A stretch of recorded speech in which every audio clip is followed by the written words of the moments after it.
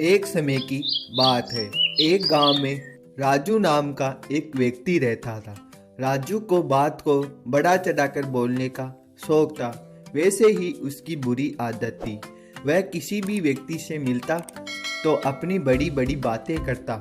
सुनो भोलाराम, तुम्हें पता है कल मैं सबसे बड़े किले पर गया था। वहाँ बहुत सारे लोग थे, मुझे बहुत मजा आया। सच में काश मुझे भी ऐसा मौका मिलता। तभी दूर खड़े एक व्यक्ति ने उनकी बातों को सुना। वह उनके पास आकर बोला, क्यों झूठ बोलता है राजू? मैंने कल तुम्हें जमींदार के घर काम करते देखा है। इतना मत फेंको, भोलाराम को बेवकूफ मत बनाओ। मेरे पास तुम जैसों के लिए वक्त नहीं है। मुझे एक शाही दावत में जाना है। कुछ दिन ऐसे ही चलता रहा। राजू ने खुद को नहीं बदला। वह ऐसे ही झूठ पर झूठ बोलता रहा। पता है तुम्हें, मैंने पास के गांव में 50 एकड़ जमीन खरीदी। जमीन बहुत महंगी थी, लेकिन मैंने सस्ते में खरीदी है। एक दिन गांव के जमींदार ने अपनी जमीन का कुछ हिस्सा गरीब व्यक्तियों को दान में देने को सोचा। तभी जमींदार ने सोचा, गांव का राजू वो भी काफी गरीब है, क्यों ना मैं भी अपनी जमीन का कुछ हिस्सा दान में दे दूं।